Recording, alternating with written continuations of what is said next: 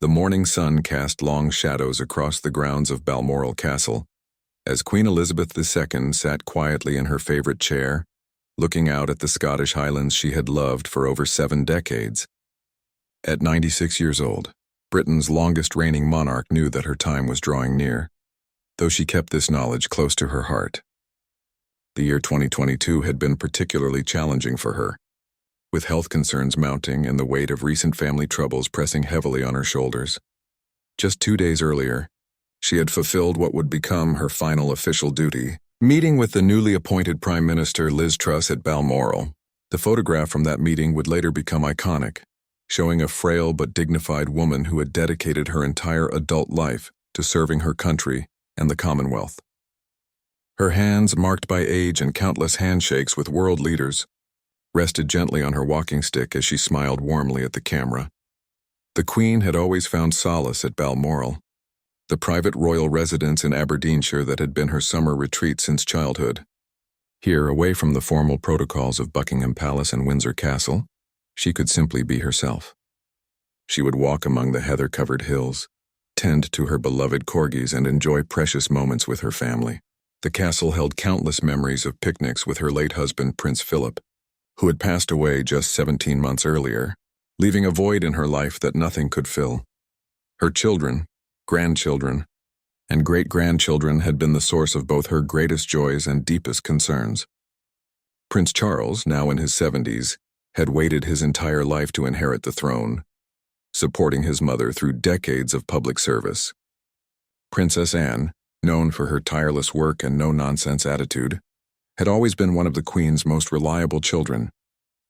Prince Andrew and Prince Edward, each with their own challenges and triumphs, remained devoted sons despite the various scandals that had tested the family's resolve. The Queen's relationship with her grandchildren had evolved beautifully over the years. Prince William, second in line to the throne, had grown into a responsible father and future king, while his brother Prince Harry's journey had taken him far from the royal fold, creating a rift that deeply saddened the monarch. Despite the public controversies and private family tensions, her love for all her family members remained unwavering. As she sat in her Scottish sanctuary that September morning, the Queen reflected on the extraordinary changes she had witnessed during her reign. She had come to the throne in 1952 as a young mother of 2, inheriting a kingdom still recovering from World War II. Over the following 70 years, she had presided over the transformation of the British Empire into the Commonwealth, witnessed the technological revolution that brought the world closer together, and guided her nation through countless political and social changes. Her staff at Balmoral noticed that she seemed more reflective than usual during those final days.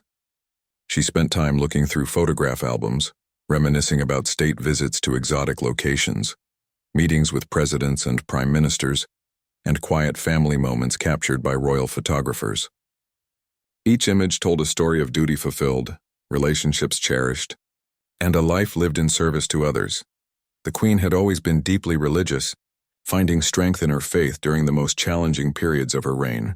The death of Princess Diana in 1997, the fire at Windsor Castle, the various family scandals, and most recently, the loss of her beloved Philip, had all tested her resolve. Yet she had faced each crisis with dignity and grace, earning the respect and admiration of people around the world. Her daily routine at Balmoral remained remarkably consistent, even in her final days. She would wake early, read the newspapers with her morning tea, and review the red boxes containing government documents that required her attention. Despite her age and declining health, she continued to fulfill her constitutional duties, signing important papers and staying informed about affairs of state. The castle staff, many of whom had served the royal family for decades, could sense that something was different about this particular visit to Balmoral. The Queen seemed to be saying goodbye to places and things that had meant the most to her. She spent extra time in the castle's gardens, walking slowly among the roses that bloomed despite the approaching autumn. She visited the small chapel where she had worshipped for so many years, sitting quietly in prayer. One afternoon, she called for her private secretary and began making arrangements for various personal matters. She reviewed her will, updated instructions for her funeral, and wrote personal letters to be delivered after her death. These were not morbid preparations, but rather the careful planning of a woman who had spent her entire life thinking about the future and the welfare of others. The Queen's doctors had been monitoring her health closely, making regular visits to Balmoral to check on her condition. They reported that while she was frail, she remained mentally sharp and determined to continue her duties for as long as possible. Her family had been kept informed of her declining health, though none of them fully realized how quickly the end would come. As the September days grew shorter and the Scottish air carried the crisp promise of autumn, Queen Elizabeth II continued her quiet contemplation of a life well lived. She had no way of knowing that in just a few days, the world would be mourning the loss of one of history's most remarkable monarchs, and that her family would be preparing for an emotional goodbye that would touch the hearts of millions around the globe. The stage was set for a farewell that would unite a grieving nation and demonstrate the enduring power of duty, service, and unconditional love. The Queen's final chapter was about to be written, and it would be as dignified and inspiring as the remarkable woman who had worn the crown for 7 decades. The call came at precisely 6:30 in the evening on September 8, 2022. Prince Charles was in his study at Highgrove House when his private secretary knocked urgently on the door. The Queen's condition had deteriorated rapidly throughout the day, and the royal doctors at Balmoral were gravely concerned. Without hesitation, the Prince of Wales began making immediate arrangements to travel to Scotland, knowing in his heart that he might be saying goodbye to his mother for the last time. Across the country, similar phone calls were being made to other members of the royal family. Princess Anne, who had been staying at Balmoral with her mother, was already by the Queen's side, providing comfort and support during these crucial hours. Prince William received the news while he was at Windsor Castle and immediately arranged for a private flight to Aberdeen. The urgency in everyone's voices made it clear that this was not just another health scare, but something far more serious. Prince Harry, who had been in London for a brief visit, found himself in the difficult position of rushing to Scotland while his relationship with the family remained strained. Despite the tensions that had developed over the past few years, particularly following his departure from royal duties and his subsequent interviews about family life, his love for his grandmother transcended all other considerations. He boarded a commercial flight, traveling alone as his wife Meghan remained in London with their children. The media began picking up whispers of the Queen's deteriorating condition by early afternoon. News outlets started positioning their royal correspondents outside Buckingham Palace and Balmoral Castle, sensing that a significant announcement might be imminent. Social media buzzed with speculation and concern as people around the world began to realize that they might be witnessing the end of an era. At Balmoral, the atmosphere was heavy with emotion and anticipation. The Queen's loyal staff moved quietly through the castle, performing their duties while trying to process the magnitude of what was unfolding. These were people who had dedicated their lives to serving the monarch, and many had worked for the royal household for decades. They understood better than anyone the historical significance of these moments. The Queen's doctors worked tirelessly to keep her comfortable, but it became increasingly clear that her remarkable life was drawing to a close. She remained conscious and aware, occasionally speaking with Princess Anne, who held her hand and provided the loving presence that any mother would want in her final hours. The bond between the Queen and her only daughter had always been strong, built on mutual respect and shared dedication to duty. As the afternoon wore on, more family members arrived at Balmoral. Prince Andrew and Prince Edward, along with Edward's wife Sophie, made the journey from London. The Duchess of Cornwall, who would soon become Queen Consort, accompanied Prince Charles on his urgent trip north. Each arrival was marked by the same mixture of hope and fear, as family members prepared themselves for what they knew was likely to be their final opportunity to say goodbye. Prince William arrived in the early evening, having driven from Aberdeen Airport with his uncles Andrew and Edward. The sight of the future king rushing to his grandmother's bedside highlighted the deeply personal nature of this crisis.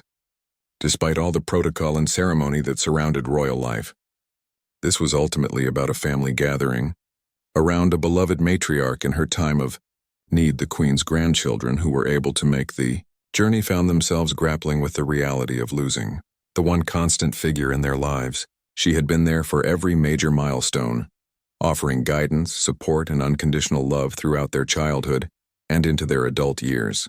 For Prince William, the weight of his future responsibilities as heir to the throne made this goodbye particularly poignant. Prince Harry's commercial flight was delayed, and he did not arrive at Balmoral until after 8 in the evening. By then, the family had already received the devastating news that would soon shock the world.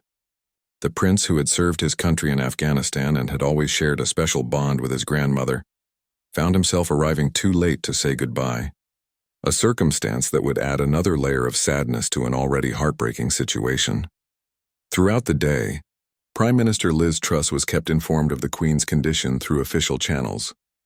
The government's emergency protocols were quietly activated, preparing for the constitutional and practical challenges that would follow the monarch's death.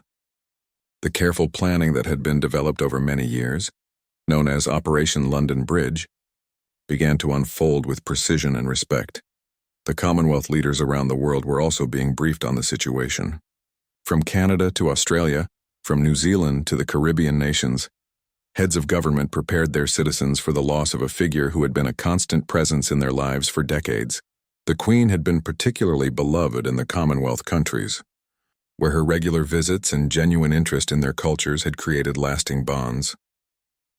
As evening approached at Balmoral, the castle fell into a profound silence. The Queen, surrounded by her closest family members, slipped peacefully away at 20 minutes past 8. Princess Anne was holding her hand when she drew her final breath, providing the loving presence that had defined their relationship throughout their lives together.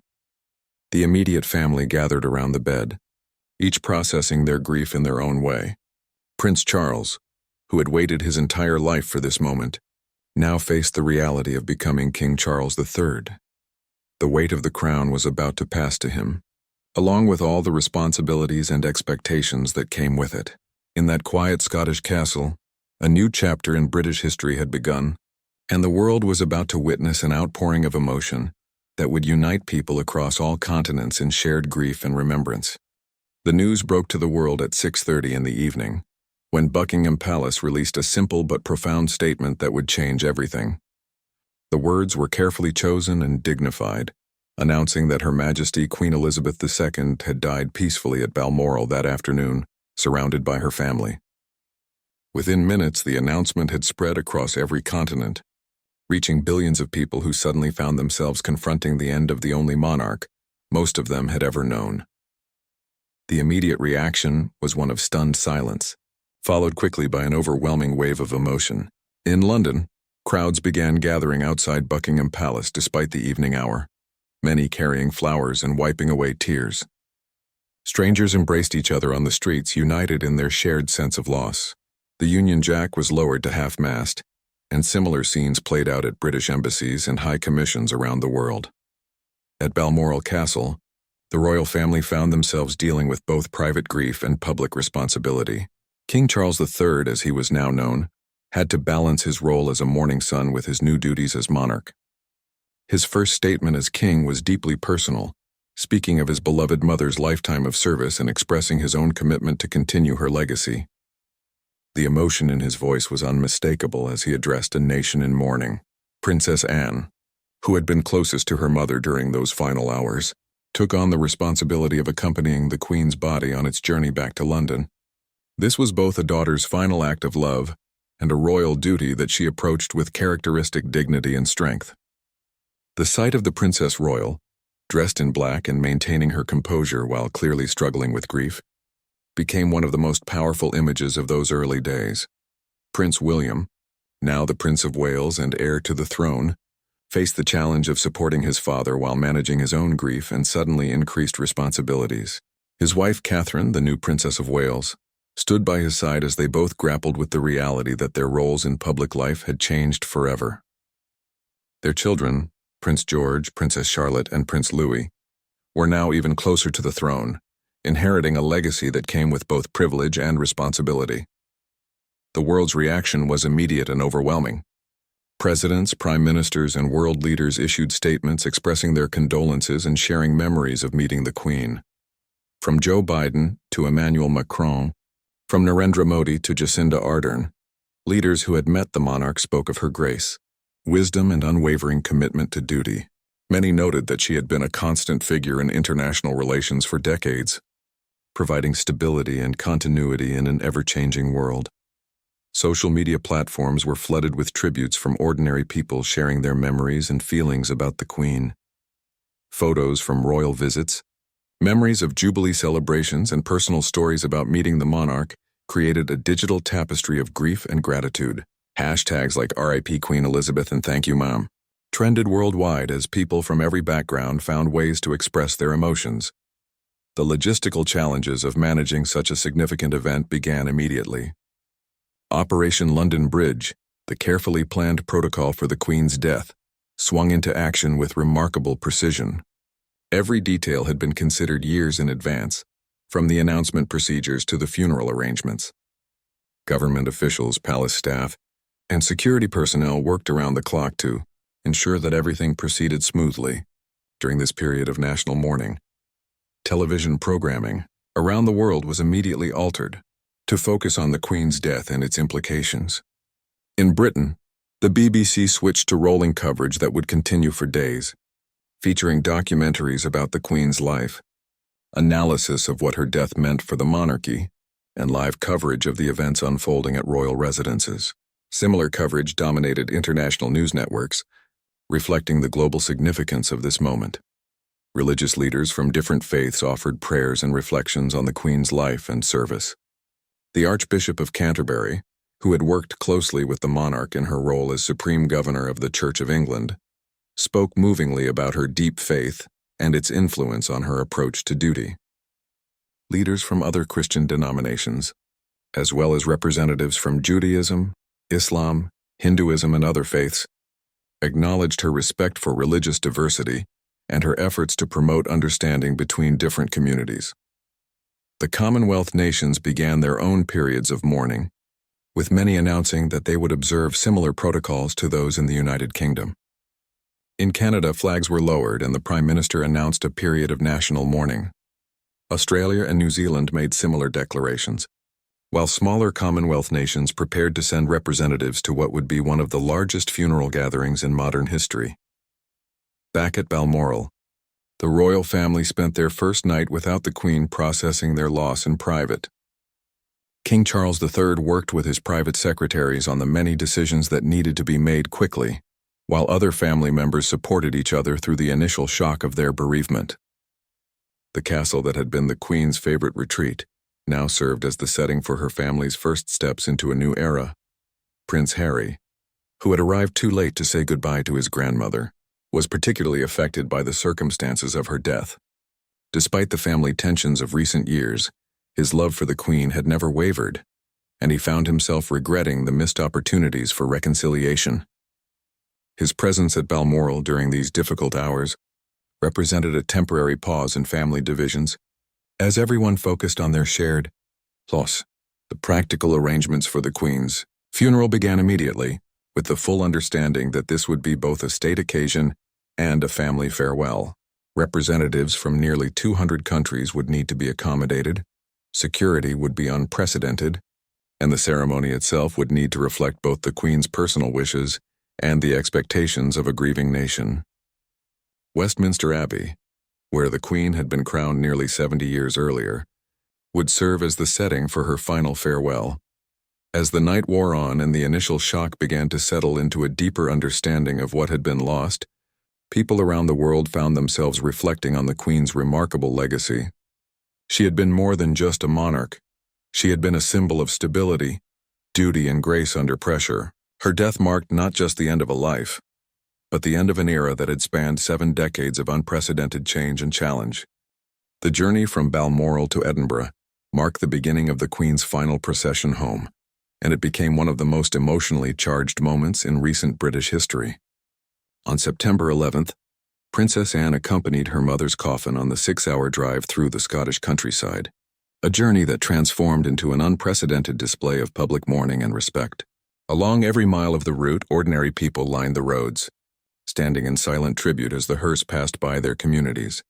The coffin, draped in the royal standard of Scotland and topped with a wreath of flowers from the Balmoral estate, traveled through villages and towns where the Queen had been a familiar and beloved figure for decades. Farmers left their fields to stand by the roadside. Families brought their children to witness this historic moment, and elderly residents who remembered the Queen's coronation wept openly as they said their final goodbye to a monarch who had been part of their lives for as long as they could remember. Princess Anne, following in a car behind the hearse, maintained her composure throughout the journey, though those close to her could see the emotional toll of accompanying her mother on this final trip through the landscape they had both loved. The Princess Royal had always been known for her stoic demeanor and unwavering sense of duty, qualities that served her well during these difficult hours when she needed to balance personal grief with public responsibility. In Edinburgh, thousands more people gathered along the Royal Mile to pay their respects as the cortege made its way to the Palace of Holyrood House. The ancient cobblestones of Scotland's capital city echoed with the sound of the procession, while bagpipers played lamentations that seemed to capture the collective sorrow of the Scottish people. The Queen had always held a special place in Scottish hearts, and their goodbye was particularly poignant given her deep love for the country and its people. The ceremony at St. Giles's Cathedral was intimate yet magnificent, reflecting the Queen's Scottish heritage and her family's centuries-old connection to the country. King Charles III led the family in a service of thanksgiving that celebrated his mother's life, while acknowledging the profound sense of loss felt by everyone present. The ancient cathedral, with its beautiful crown spire reaching toward the sky, provided a fitting setting for this part of the farewell process. During the 24 hours that the Queen lay in rest at St. Giles's, an estimated 33,000 people filed past her coffin to pay their respects. The queue stretched for miles through Edinburgh's historic streets, with people waiting patiently for hours in all kinds of weather for their chance to say goodbye. Young and old, rich and poor, people from all walks of life came together in this shared act of mourning and remembrance. Among those who came to pay their respects were veterans who had served during the Queen's reign, Commonwealth citizens who had traveled from around the world, and ordinary families who felt a personal connection to the monarch despite never having met her. Many left flowers, others simply stood in silent contemplation, but all seemed to understand that they were participating in a moment of historical significance that would be remembered for generations. The royal family took turns standing vigil beside the Queen's coffin, a tradition known as the Vigil of the Princes. King Charles III, along with his siblings Princess Anne, Prince Andrew, and Prince Edward, stood in silent tribute while dressed in ceremonial uniforms. The sight of the Queen's children, all now in their 60s and 70s, standing guard over their mother's remains was deeply moving to observers and highlighted the very human aspect of this royal farewell. Prince William and Prince Harry also participated in a vigil, standing together in a rare moment of unity that reminded onlookers of their shared grief despite their recent differences. The brothers, dressed in military uniform, maintained their positions for 15 minutes while members of the public continued to file past. For many observers, this brief moment represented hope that the family divisions of recent years might heal in the face of their shared loss. Meanwhile, in London, preparations for the state funeral continued at an unprecedented pace. Westminster Abbey was being transformed for the ceremony, with seating arrangements being finalized for the nearly 2,000 guests who would attend. World leaders confirmed their attendance, creating one of the largest diplomatic gatherings in modern history. Security arrangements were being coordinated between multiple agencies to ensure the safety of everyone attending this globally significant event.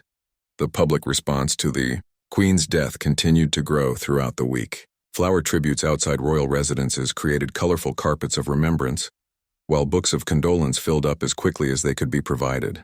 The queue to see the Queen lying in state at Westminster Hall, which would begin later in the week, was expected to be enormous, with officials preparing for the possibility that hundreds of thousands of people might want to pay their respects. International reaction remained overwhelming, with countries around the world announcing their own periods of mourning and tribute.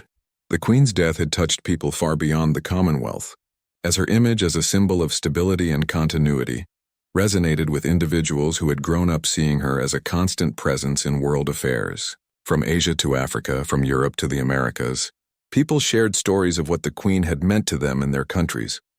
The emotional impact on the royal family was evident in every public appearance during this period. King Charles III, while carrying out his new duties with dignity and determination, clearly struggled with the loss of his mother and closest advisor. The Queen had guided him through his entire life, preparing him for the role he would eventually inherit, and her absence left a void that went far beyond the merely ceremonial aspects of monarchy. As the week progressed and plans for the state funeral were finalized, it became clear that this would be more than just a formal ceremony. It would be a genuine expression of national and international grief, a celebration of a remarkable life, and a moment when people from all backgrounds could come together to say goodbye to someone who had touched their lives in ways both great and small. The journey from Scotland to London would mark another chapter in this extended farewell, as the Queen made her final trip to the city where she had spent most of her adult life serving as monarch. The anticipation surrounding her lying in state at Westminster Hall and the subsequent funeral at Westminster Abbey continued to build, promising moments that would be remembered as among the most significant in modern British history. The return to London marked the most public phase of the Queen's final journey, as her coffin was transported from Edinburgh to the capital city, where she would lie in state at Westminster Hall. The flight from Edinburgh to RAF Northolt was accompanied by fighter jets in a final salute, while Princess Anne once again traveled with her mother, maintaining the loving vigil that had characterized these farewell days. The sight of the aircraft carrying the Queen's remains was broadcast live around the world, watched by millions who wanted to be part of this historic moment. Upon arrival in London, the coffin was transferred to Buckingham Palace, the Queen's primary residence for most of her reign. The journey through the streets of London was lined with thousands of people who had waited hours for this moment, many holding flowers, Union Jacks, and photographs of the Queen from different periods of her 70-year reign. The emotional response was immediate and powerful, with many onlookers moved to tears as they witnessed the return of their beloved monarch. At Buckingham Palace, the Queen's coffin rested overnight before beginning the solemn procession to Westminster Hall the following day. King Charles III and other senior royals walked behind the gun carriage carrying their mother and grandmother, following a tradition that stretched back centuries. The sight of the new king, clearly struggling with emotion while maintaining his composure for the sake of duty, resonated deeply with observers who could see the very human cost of this public farewell. The procession through central London was unprecedented in its scale and emotional impact. Big Ben tolled every minute during the journey, creating a somber soundtrack that echoed through the streets of the capital. Military bands played funeral marches while thousands of service personnel from all branches of the armed forces participated in the ceremony, reflecting the Queen's role as commander-in-chief and her special relationship with the military throughout her reign. Westminster Hall, the oldest building in the Palace of Westminster and the historic heart of British democracy, was transformed into a lying-in-state chamber of extraordinary dignity and beauty. The Queen's coffin, placed on a raised platform called a catafalque, was guarded by soldiers from the Household Division, who maintained their vigil 24 hours a day. The ancient hall, with its magnificent hammer-beam roof and centuries of history, provided a fitting setting for this final public tribute. The queue to see the Queen lying in state became a phenomenon in its own right, stretching for miles along the south bank of the River Thames and requiring up to 14 hours of waiting.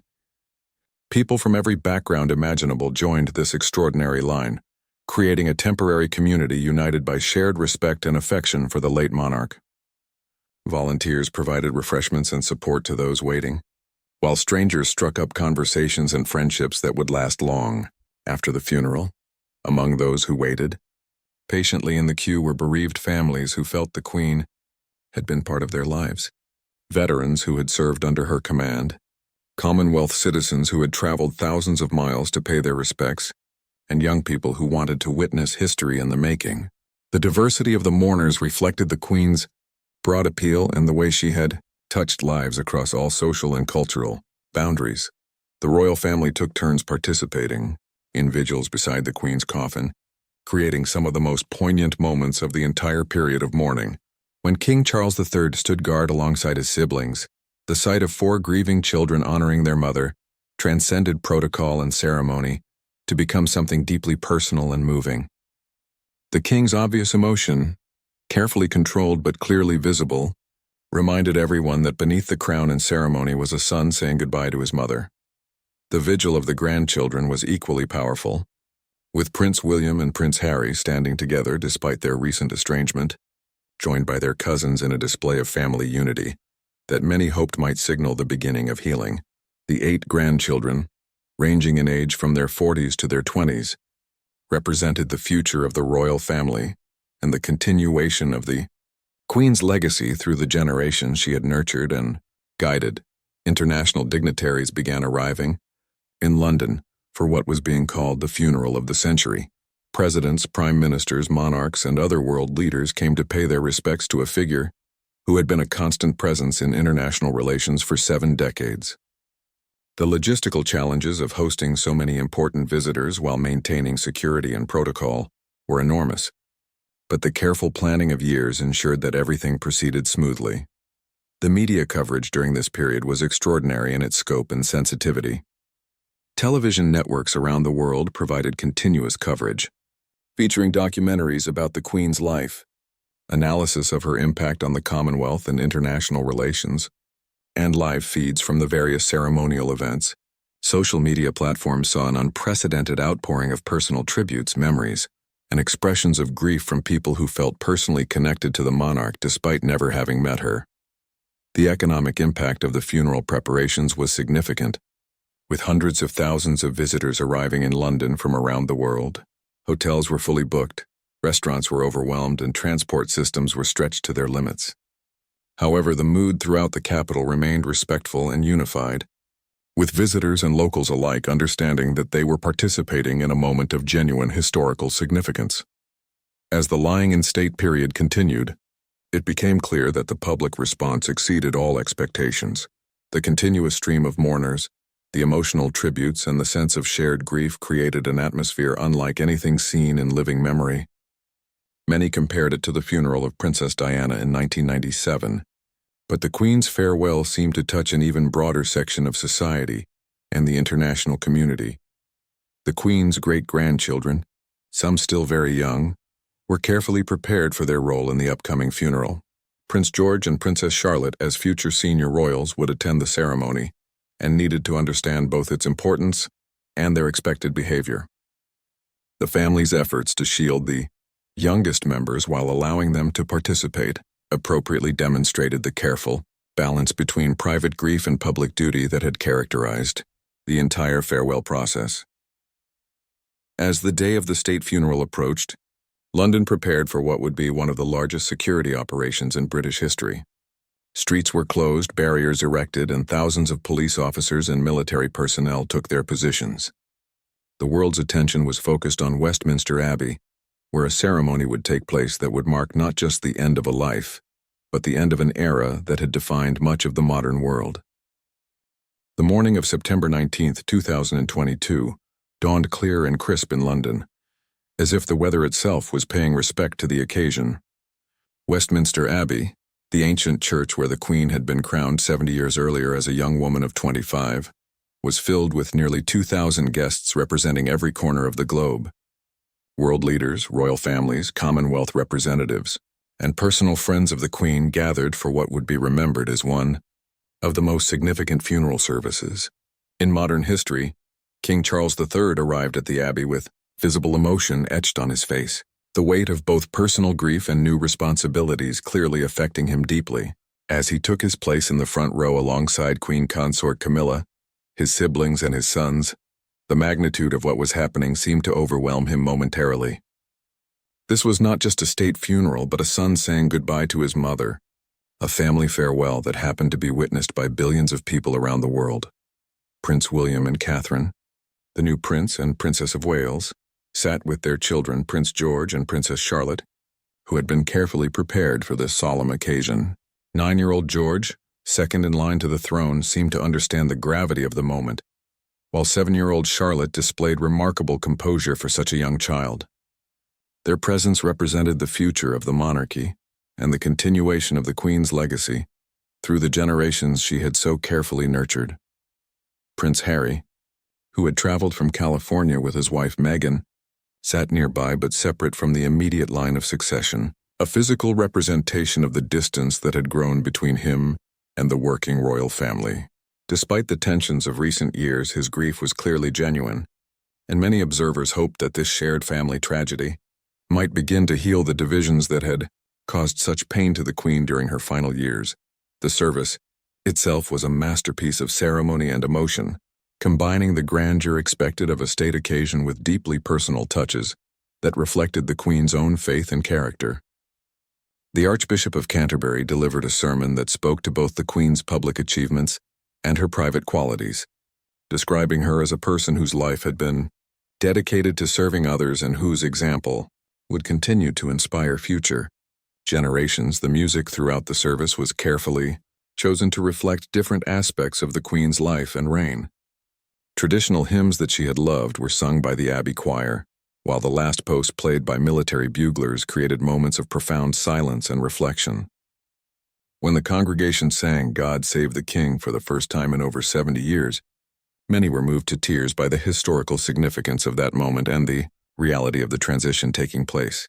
The 2 minutes of silence that marked the end of the service created one of the most powerful moments in the entire ceremony. Across the United Kingdom and throughout the Commonwealth, millions of people observed this silence in their homes, workplaces, and public spaces. The entire nation seemed to pause in collective remembrance of a woman who had been a constant presence in their lives for as long as most could remember. The procession that followed the service was equally moving, as the Queen's coffin was carried from Westminster Abbey to Wellington Arch, passing through streets lined with hundreds of thousands of mourners. The royal family walked behind the gun carriage, with King Charles III leading his family in this final public journey with his mother. The sight of the new king, clearly struggling with emotion but maintaining his dignity, provided one of the most human and touching images of the entire day. The crowds lining the streets represented every aspect of British society and beyond. Veterans in their military medals stood alongside young families. Commonwealth citizens traveled from around the world mingled with local Londoners, and people of all ages and backgrounds came together in this shared moment of farewell. Many threw flowers into the path of the cortege, while others simply stood in respectful silence, paying their personal tribute to a monarch who had touched their lives in countless ways. The final journey to Windsor Castle marked the transition from public ceremony to private family farewell. The drive through the countryside west of London was lined with people who had waited for hours to see the Queen pass through their communities one last time. In villages and towns that the Queen had visited countless times during her reign, local residents gathered to wave goodbye to a woman who had been part of their lives for decades. At Windsor Castle, the setting became more intimate but no less emotional.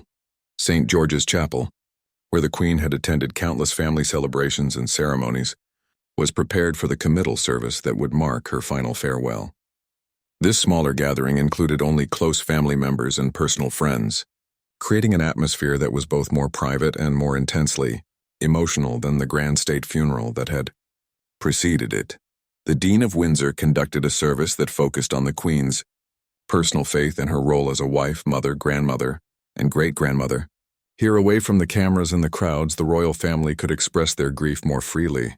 King Charles III was visibly moved as he placed the Queen's company camp color of the Grenadier Guards on his mother's coffin, a gesture that symbolized the end of her military service and the beginning of his own reign. The most poignant moment came when the imperial state crown, the orb and the scepter were removed from the Queen's coffin by the crown jeweler, symbolically marking the end of her reign. These objects, which had represented her authority for 70 years, were carefully placed on the altar, while the Lord Chamberlain broke his wand of office and placed it on the coffin, following a tradition that dates back centuries. The physical act of removing these symbols of monarchy was deeply affecting for everyone present. Prince William, now heir to the throne, stood with his father as they watched these final ceremonies. The weight of their future responsibilities seemed to settle on both men as they realized that the Queen's long reign was truly ending and that they would now carry forward the institution she had devoted her life to preserving and modernizing. The Princess of Wales stood beside her husband, offering quiet support during these overwhelming moments. The private burial took place later that evening in the King George VI Memorial Chapel, where the Queen was laid to rest beside her beloved husband, Prince Philip, who had died 17 months earlier. This final ceremony was attended only by the immediate family, allowing them to say their most personal goodbyes away from public view. The reunion of the Queen and Prince Philip, who had been married for 73 years, provided a sense of completion that many found comforting. Princess Anne, who had been her mother's constant companion during the final days at Balmoral and throughout the farewell process, was particularly affected by this final goodbye. Her dedication to accompanying her mother through every step of the journey from Scotland to Windsor demonstrated the deep bond between them and her commitment to ensuring that the Queen's final journey was conducted with the dignity and love she deserved. The emotional impact of the funeral extended far beyond the immediate royal family and the thousands who attended the various ceremonies. Around the world, people gathered in their homes, community centers, and public spaces to watch the proceedings and participate in this global moment of mourning. Television audiences were estimated in the billions, making it one of the most watched events in television history. In the days following the funeral, the tributes and reflections continued to pour in from around the world. People shared personal stories of meeting the Queen, described how her example had influenced their lives, and expressed gratitude for her decades of service. The outpouring of emotion demonstrated that her death represented more than just the end of a reign. It marked the conclusion of an era that had provided stability and continuity. During times of enormous change, the royal family faced the challenge of moving forward while honoring the Queen's memory and continuing her work. King Charles III began the process of establishing his own approach to monarchy, building on his mother's foundation while adapting to the challenges of the 21st century. The other family members also took on new roles and responsibilities, understanding that they were now the guardians of a legacy that had touched millions of lives. The Queen's funeral became a watershed moment that demonstrated the enduring power of ceremony, tradition, and shared human emotion. Despite living in an age of digital communication and global connectivity, people still gathered physically to participate in this ancient ritual of farewell. The sight of world leaders, ordinary citizens, and royal family members all united in grief showed that some experiences transcend cultural, political, and social boundaries.